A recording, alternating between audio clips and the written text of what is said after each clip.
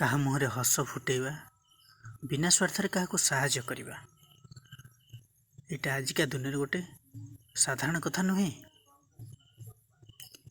ଏଭଳି ମନୋଭାବ ରଖୁଥିବା ମଣିଷ ଭଗବାନ ତୁଲ୍ୟ। କିନ୍ତୁ କାହାକୁ ସାହାଯ୍ୟ କରି ନିଜର ବଡ଼ପଣ ଦେଖାଇବା ପାଇଁ